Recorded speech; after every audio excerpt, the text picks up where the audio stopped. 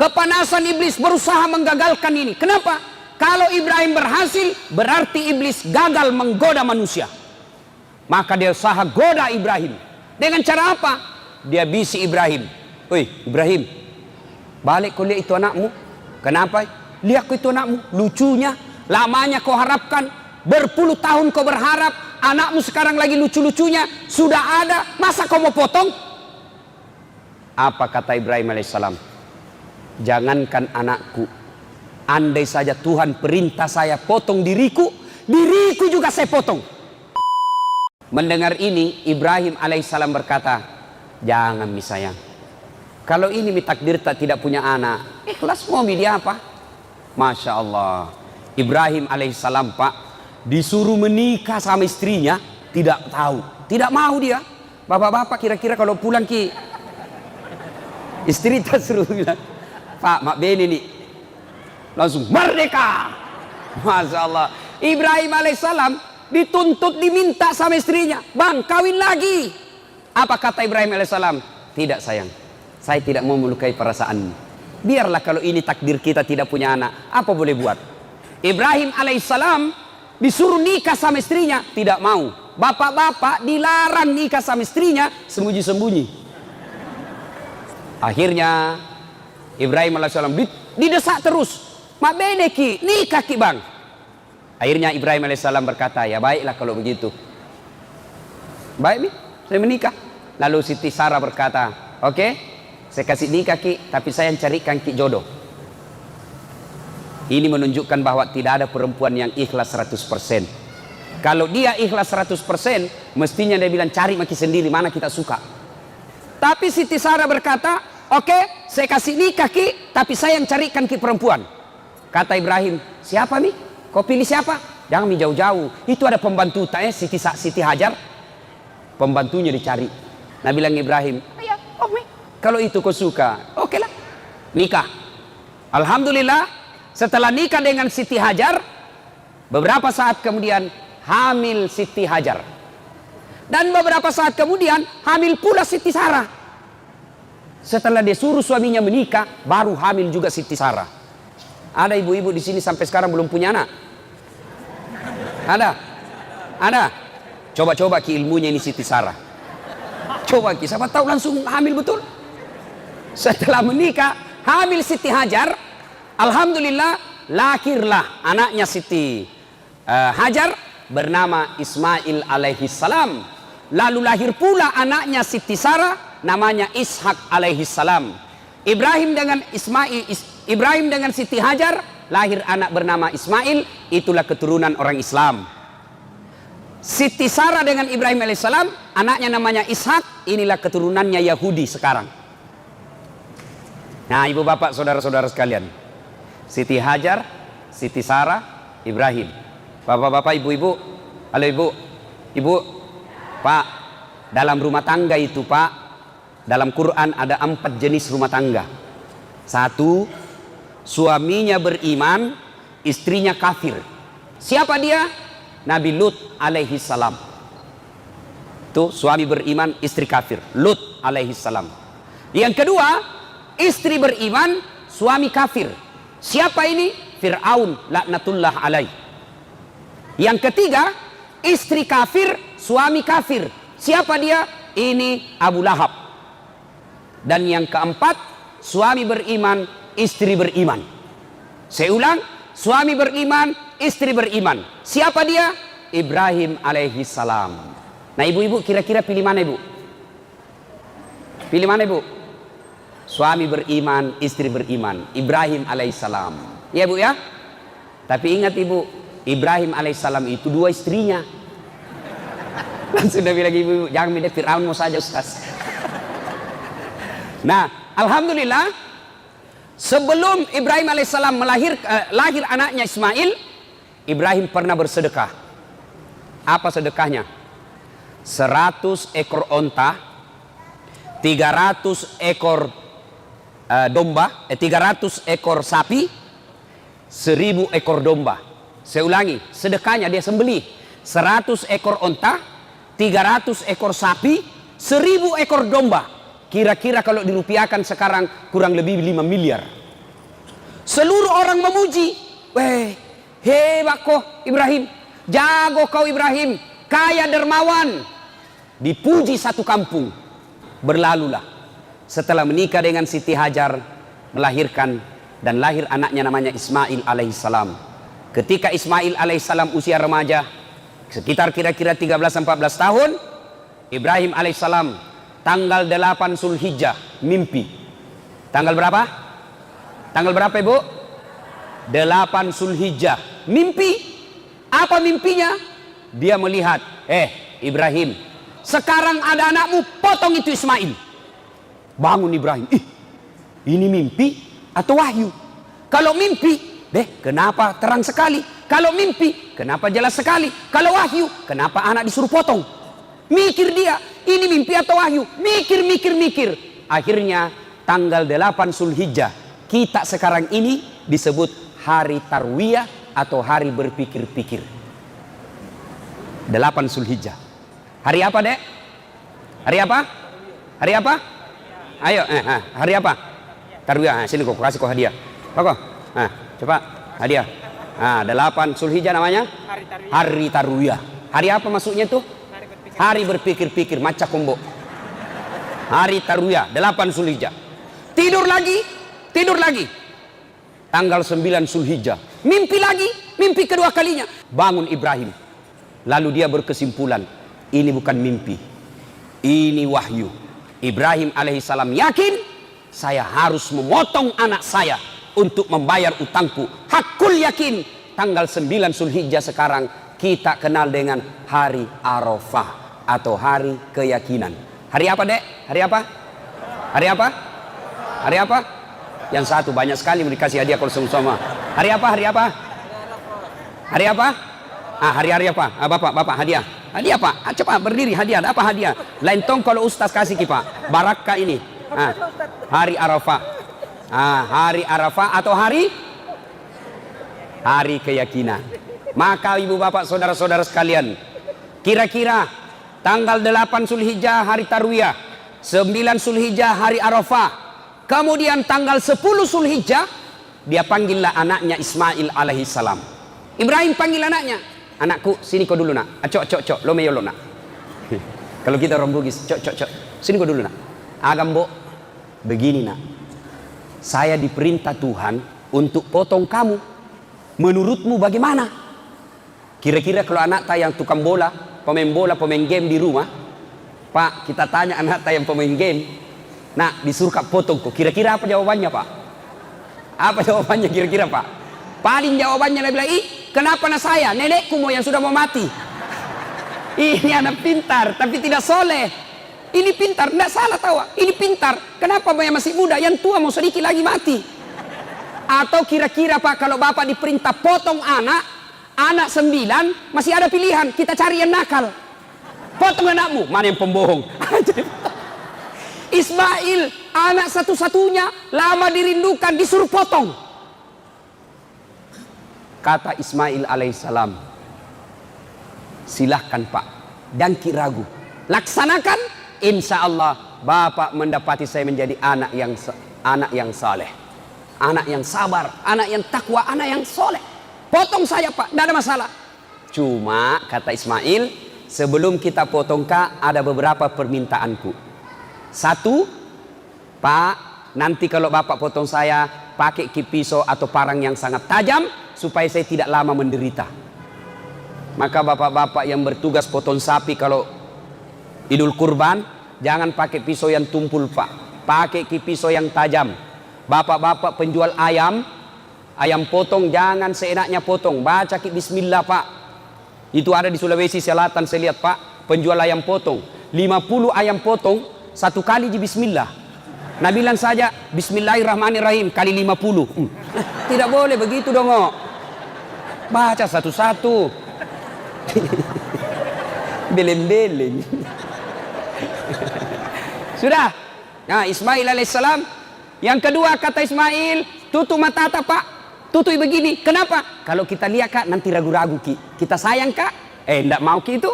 Yang ketiga Pak, tolong ikat tanganku, ikat kakiku supaya saya tidak meronta-ronta. Masya Allah. Yang keempat, kata Ismail alaihissalam, tolong ini bajuku yang saya pakai jangan kena darah supaya tidak naliak bamaku. Dan yang kelima, kata Ismail alaihissalam, tolong ketika saya sudah wafat jangan ada anak-anak yang lewat depan rumahku seumur saya supaya mamaku tidak ingat kekasihan kalau naliak itu anak. Baiklah, pergilah Ismail. Dimandikan. Nabi bilang Ibrahim. Dia bilang sama istrinya, yang sayang, kenapa kita ketawa? Itu Ibrahim pak, romantis sama istrinya. Tidak seperti bapak-bapak. Waktu nanti napacari istrinya sopan sekali. Tabe endi, hati-hati kisah sayangku.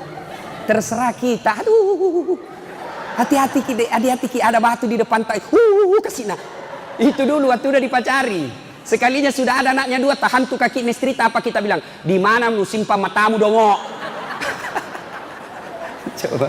Ibrahim alaihissalam tidak seperti itu. Dia panggil istrinya, yang sayang, kenapa kita ini? Tolong saya mandi tu Ismail. Kasih pakai baju baru, sisir rapi-rapi, rambutnya kasih parfum. Mau apa? Saya mau bawa jalan-jalan anak tuh. Baiklah, pergilah Ibrahim bersama Ismail alaihissalam meninggalkan rumahnya menuju ke tempat pemotongan. Ketika menuju ke tempat pemotongan itu, kepanasan iblis. Kepanasan iblis berusaha menggagalkan ini. Kenapa? Kalau Ibrahim berhasil, berarti iblis gagal menggoda manusia. Maka dia usaha goda Ibrahim. Dengan cara apa? Dia bisi Ibrahim. Woi Ibrahim, balik kau lihat itu anakmu. Kenapa? Lihat kau itu anakmu, lucunya. Lamanya kau harapkan, berpuluh tahun kau berharap, anakmu sekarang lagi lucu-lucunya, sudah ada, masa kau mau potong? Apa kata Ibrahim alaihissalam?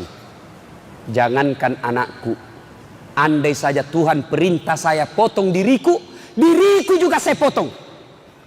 Ibrahim alaihissalam ambil batu, dia lempar itu iblis. Pergi kau iblis, ishab ya lep, pak, pergi kau. Kena pantatnya, lari sampai di balik papan, balik lagi. Gagal goda Ibrahim. Dia goda istrinya. Siapa namanya istrinya tadi, Dek? Siapa? Sini kok, sini. Cepat kok. Hadiah. Cepat kok. Siapa namanya tadi? Sebelum kau jawab itu pertanyaanku aduh dulu. Passwordnya. Siapa namanya nenekku? Mestinya jawab kau saja sembarang karena orang tidak tahu juga siapa namanya nenekku. Hadiah. Oke, ya. Yuk Bapak, saudara-saudara sekalian, Siti Hajar digoda sama Ibrahim, si iblis. Hajar. Sini kau dulu. Apa? Kau tahu mau dibawa kemana anakmu? Mau dibawa jalan-jalan sama bapaknya. Dongok kau. Maksudmu? Tolo-tolo ini. Maksudmu? Nak bodoh-bodohi kau suamimu. Maksudnya apa? Mau nak potong itu anaknya? Sebaran dia bilang ini. Mana ada orang bapak mau potong anaknya? Iya, mau dia potong. Kok bisa? Katanya itu perintah Tuhannya. Apa? Perintah Tuhannya. Betul kok? Iya, katanya perintah Tuhannya. Mendengar ini, Siti Hajar berkata, jangankan anakku, saya saja siap dipotong kalau itu perintah Allah. Jangan banyak bicara di situ. Pak, lempar kena telinganya, lari sampai Sangatta, balik lagi. Masya Allah. Gagal di suami, gagal di istri. Nabi bilang Siti Hajar, jangankan anakku, saya juga mau dipotong kalau perintah Allah. Nabi bilang iblis, lebih gila dari suaminya ini. Dia datang goda anaknya. Ismail nagoda. Mas Boy, siko dulu. Apa lagi? Kau tahu mau kau dibawa di mana bapakmu? Saya tahu Ji. Mau kena potong. Bodoh-bodohmu, masa mau kok? Jangan banyak bicara di situ. Dia ambil juga batu, dia lempar, pak, kena mata kanannya, pico. Apa itu bahasa Indonesianya pico? Apa bahasa Indonesianya pico, Pak? Mencok. Beda-beda sedikit. Kena mata kanannya, lempar, lari iblis. Maka 3 kali dilempar itu iblis. Ibrahim, Siti Hajar, Ismail alaihissalam. Inilah simbol permusuhan antara manusia dengan iblis yang diabadikan sekarang ketika kita melaksanakan ibadah haji dengan melempar 3 jumroh yaitu Jumrah Aqabah Usta Ula. Setan besar, setan tengah, setan kecil dilempar. Maka sekarang jamaah haji kalau pergi melempar batu, itu dinding. Ini ada cerita-cerita warung kopi Jini, tidak tahu benar atau tidak. Ada jamaah haji dari Bontang, diambil batu, dia lihat itu dinding setan, dia bilang ini setan ini. Nih nana setannya ini yang goda saya selama ini. Lo rempel kok. Diambil batu pak, diambil batu, dilempar itu dinding, kembali talaci itu batu hampir nak kena kepalanya. Dia pungut itu batu, begitu dia pungut dibuka ada batu tulisannya, sesama setan dilarang saling melempar. Dia bilang, hei kau di sini kau lempar kak, di Bontang bersahabat ki. Akhirnya apa? Sudah lempar 3 jumroh itu. Sudah sampailah Ibrahim bersama Ismail di tempat untuk disembelih. Bapak-bapak, ibu-ibu, biasanya kalau kita pergi haji atau umroh, itu kan biasa kita pergi dibawa tur, ya. Biasa kalau sudah lewat Padang Arafah, kemudian masuk Musdalifah, biasanya itu tur leader atau mutawib atau ustadz tak bilang di atas bus, bapak ibu lihat ke arah kanan, di atas bukit setelah rumah raja, istana raja, ada di atas bukit seperti pos satpam. Disitulah tempatnya Ismail alaihissalam dibaringkan, dipotong sama bapaknya. Itu ada itu tempat sekarang. Mudah-mudahan Allah berikan rezeki, umur yang sehat, bapak ibu semua, adik-adik semua bisa datang ke tempat itu. Amin. Sudah diikatlah tangannya Ismail, diikat kakinya. Ibrahim alaihissalam tutup matanya, diambil pedangnya, dihadapkan pipinya Ismail ke tanah. Dia kasih lengket di tanah pipinya, lalu dikeluarkan pedangnya, dia iris lehernya. Nah gerek nih, begitu dia gorok lehernya, tidak mempan pak. Dek na belui, tidak mempan. Dia iris, dia keras, tidak mempan. Lalu Ismail alaihissalam berkata, pisau kunru, pisau tumpul kita pakai pak. Nabi bilang tidak, tajam ini, tajam. Ibrahim mau yakinkan dirinya, ini pisau pedang ini tajam atau tidak. Akhirnya apa? Itu pedangnya dihantamkan ke batu. Dihantamkan ke batu, batu pecah. Nabi bilang Ibrahim, batu keras pecah, ini lembut kok tidak nak makan. Nabi bilang Ismail, barangkali ragu-ragu ki? Tidak, ku keras mini. Akhirnya dia bilang coba lagi yang kedua kalinya.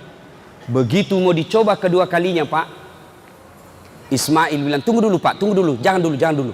Apa lagi nak? Pak, dengar baik-baik pak, dengar baik-baik. Ibu, dengar baik-baik.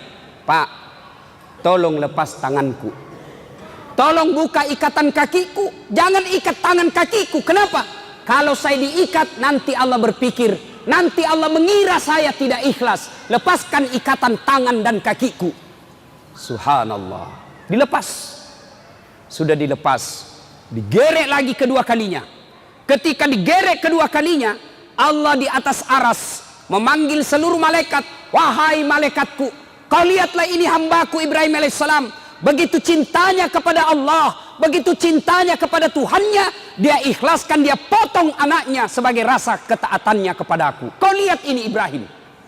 Dulu kalian mengkhawatirkan ketika Adam saya ciptakan menjadi pemimpin, kalian semua demo khawatir anti Adam, manusia merusak dunia. Ini sekarang kau lihat ini hebatnya ini manusia. Lalu dia gerek lagi itu, mendengar ini bahwa malaikat dipanggil semua. Lihat kau itu kata Allah, lihat itu manusia. Mendengar ini, lalu malaikat mengucapkan takbir, Allahu Akbar, Allahu Akbar, Allahu Akbar. Jibril mendengar ini, Ibrahim alaihissalam melanjutkannya dan menjawabnya, La ilaha illallah huwallahu akbar. Mendengar ini, Ismail alaihissalam menjawab dan melanjutkannya dengan kalimat Allahu akbar walillahil ham. Itulah kalimat takbiran kalau kita lebaran. Allahu akbar, Allahu akbar, Allahu akbar. La ilaha illallah, huwallahu akbar, Allahu akbar, walillahil hamd. Nah itu. Jadi besok kalau kita lebaran Idul Kurban, dari rumah, dari Loktuan, dari Berbas, jalan kita ke masjid, jalan kita ke lapangan, sunnah mengucapkan Allahu akbar, Allahu akbar, Allahu akbar, la ilaha illallah, wallahu akbar, Allahu akbar, walillahil hamd. Kira-kira anak-anak, adik-adik, bapak-bapak kalau pergi tempat takbiran, pergi tempat lebaran, takbiran apa enggak? Takbiran? Tidak. Kalau anak motor-motor, nah balap motornya, nah kasih buka knalpotnya, nah kasih ribut-ribut. Sambil jalan, bukannya takbiran, selfie. OTW lebaran. Sampai alhamdulillah duduk-duduk menunggu ustad. Begitu sujud, nah foto lagi kepalanya. Alhamdulillah sholat 2 rakaat. Tidak seperti itu. Kalau kita pergi ke area tempat lebaran, masjid atau lapangan, takbiran. Sudah Bapak Ibu sekalian, maka Allah perintahkan kepada malaikat Jibril. Jibril, kau ambil itu kibas yang ada di sorga, yang pernah dipersembahkan anaknya Adam ketika menikah. Ambil itu kibas, bawa ke dunia, gantikan lehernya Ismail. Kemudian yang dipotong oleh Ibrahim alaihissalam adalah kibas atau domba atau kambing kita sekarang ini. Ibu bapak saudara-saudara sekalian yang saya hormati, ini kisah sejarah lahirnya kurban atau memotong binatang persembahan kepada Allah Subhanahu wa taala. Nah, kira-kira apa hikmahnya? Apa pelajaran yang ingin kita ambil? Satu, ternyata Bapak Ibu sekalian, setan itu setiap kita mau melakukan kebaikan, pasti dia berusaha untuk menggoda kita. Saya ulang, begitu Bapak Ibu sekalian mau melakukan ibadah kebaikan, maka setan akan kepanasan dan berupaya menggoda kita. Contoh, azan subuh, as-salatu khairum minan naum, salat lebih baik daripada tidur. Setan mulai kena goda. Sebentar Pi, sebentar, masih ada 10 menit, tunggu Mi. Tarik selimut. Begitu bangun sudah 6:30, berhasil setan. Coba itu setan begitu. Begitu hayya 'alas shalah, mari tunaikan sholat. Tiba-tiba datang pembeli 4. Ada mau beli rokok, ada mau beli Indomie, ada mau beli gula. Akhirnya apa? Tidak jadi ke masjid gara-gara setan yang datang dalam bentuk pembeli. Setan itu. Bapak mau datang pengajian seperti ini, tuh setan menggoda. Apa godaannya setan? Sebentar, sebentar. Jangan aku di dalam, di luar mau saja, panas di dalam. Tuh setan itu. Begitu kita duduk, pegang HP-mu, cepat kok ada SMS masuk. Setan itu, bos. Begitu kita masih mau dengar ceramah, lihat jam. 9:30 Mi. Baru Nabi bilang teman, pulang maki, 9:30 Mi. Setan itu, Pak. Dan setan berupa teman, susah ngusirnya. Kalau setan tidak kelihatan, bacakan bismillah, lari nih Pak. Kalau setan teman, apa Nabi bilang? Baca mako, surah Yasin, kudekati kok. Itu setan itu Pak. Nah ibu bapak saudara-saudara sekalian, ketika kita mau melakukan kebaikan, setan pasti kepanikan. Maka dia berusaha menggoda kita. Contoh, hayya 'alas shalah, mulai setan, dia tebar. Datang setan, tak usah ke masjid, bisa saja kau sholat di rumahmu. Sudah, setan itu, kalau dia berhasil itu setan, maka kita tidak ke masjid, kalah kita. Tapi kalau kita berhasil berdiri, tinggalkan itu, jangan pikir setan mengalah. Tadi kan lempar pertama lari ke Balikpapan, lempar kedua lari ke Sangatta. Iya toh? Nah itu setan. Anggap bapak berhasil, hayya 'alas shalah, langsung berdiri, pergi. Apa setan berhenti Pak? Tidak. nagoda ki lagi. Caranya apa? Nagoda ki supaya buru-buru berwudu. Wudu kita salah-salah. Nah bilang setan, yo pimako. Akhirnya apa? Begitu kita mau wudu, dingin itu dingin sekali air. Nah, itu setan masuk di situ. Tiba-tiba setan kasih bunyi handphone. Itu setan itu. Akhirnya apa? Kita wudu sambil terima telepon. Pernah toh? Kita ketawa karena pernah begitu toh? Setan itu masuk, bos. Yo, matu pi. Siaga melo molengi. Si ratu, tutup pulau na 5. Itu setan masuk di situ. Masuk itu setan. Akhirnya apa? Kita wudu tidak sempurna.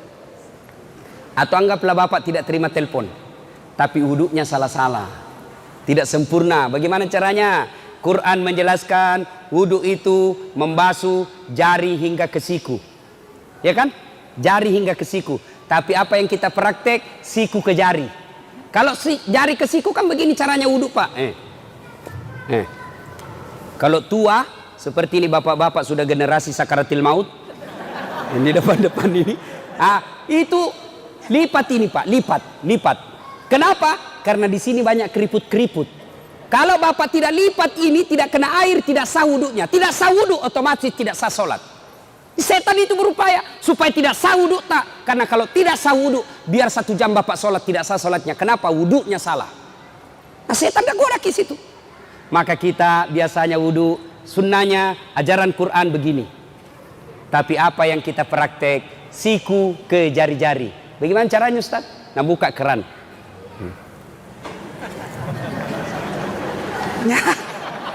Baik itu. Ada yang sambil menyanyi TikTok.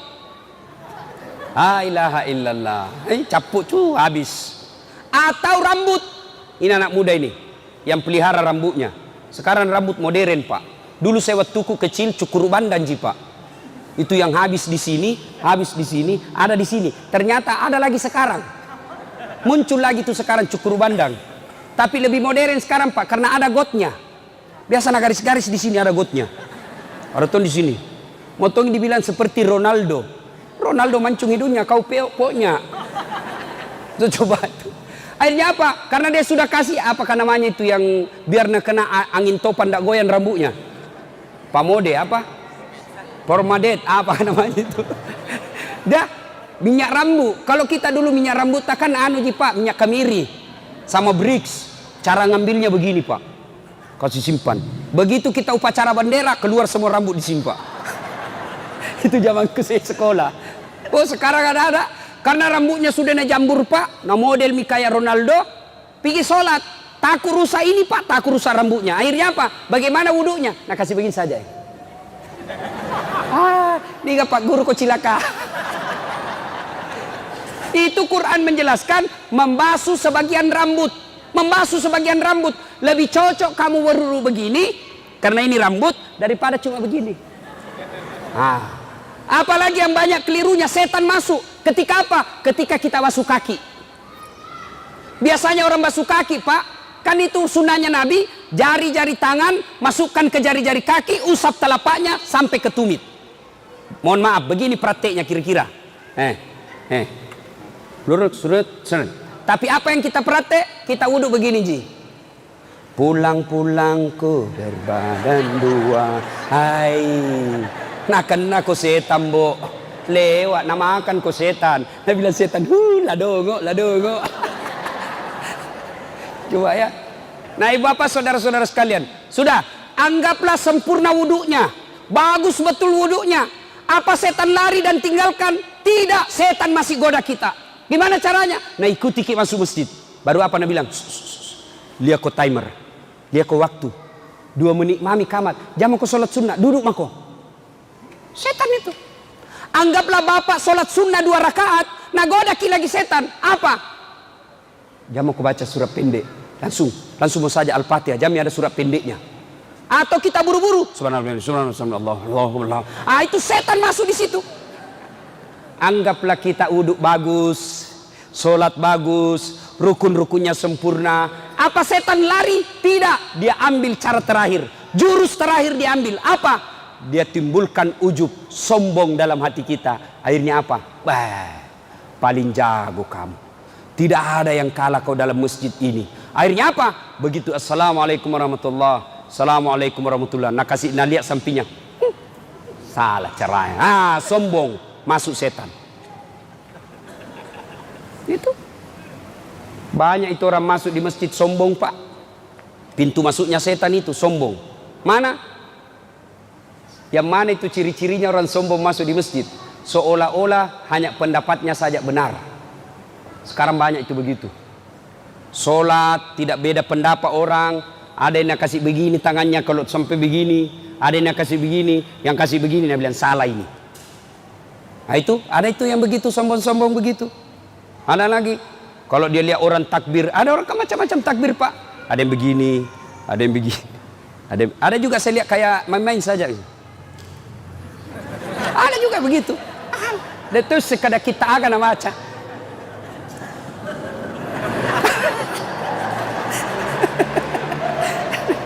Ada juga terlalu serius pak.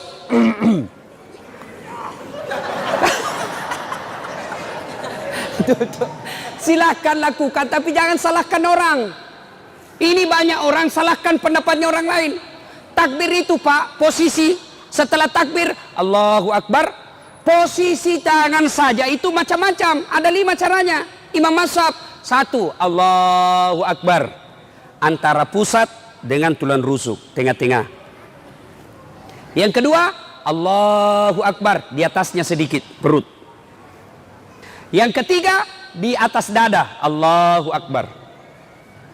Yang keempat di bawah pusat, Allahu Akbar. Bukan di bawah sekali ya. Yang kelima Allahu Akbar, lurus saja begini. Ini umumnya Syiah dan Iran. Mana yang betul? Betul semua. Bapak mau begini silahkan, bapak mau begini silahkan, mau begini silahkan. Yang mana salah, nah pakai semuanya. Allahu Akbar.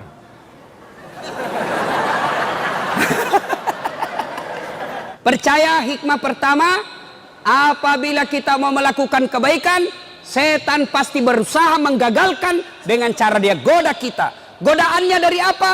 Dari suami, dari istri, dari anak. Ada orang rumah tangga suaminya beriman, tapi istrinya kesurupan. Suaminya mau bersedekah, mau potong kambing. Tabung ini nah, bu, tarik mini di rekening tak 1,5 juta beli kambing untuk kurban. Berapa pak? 1,5 juta. Langsung istrinya kemasukan setan. Jangan mako, 1,5 juta itu bisa beli cincin. Langsung dia bilang istrinya, pak, jangan mau dulu kurban, sok kaya sekali kok kurasa deh. Sini itu 1,5 bisa beli cincin. Ini suaminya masuk surga, istrinya di blender nanti di neraka. Dan itu pak, setan berupa istri susah diusir pak. Apalagi kalau kita takut sama istri. Ada mentong itu istri pak, kasih takut-takut suaminya. Ada di sini bapak-bapak takut sama istri. Ada. Apalagi kalau istri tak orang Bugis. Ya pak, nakakang ki pak. Ada di sini takut sama istrinya? Ada. Berhenti jadi laki-laki. Masalah takut sama perempuan. Bagaimana caranya kita mau takut sama istri? Nah kita lamar ki, dikasih uang panai puluhan juta. Nah ambil semua gaji kita tiap bulan. Dibelikan rumah, dicicilkan mobil, baju semua kita belikan. Bedaknya, gencungnya kita semua belikan. Masa kita mau takut sama dia? Bagaimana ceritanya? Yang kita takut sama istri tak pak? Nabi bilang orang ustaz tidak takut sama istri tak? Mau ku apa takut sama istriku? Cuma istriku lebih berani dari saya. Ayo bapak, 1, godaan bisa dari suami, godaan dari istri, dan yang ketiga godaan dari anak. Berapa banyak orang pak akhirnya masuk penjara, korupsi, gara-gara apa? Anaknya minta dibelikan mobil. Setan masuk di situ.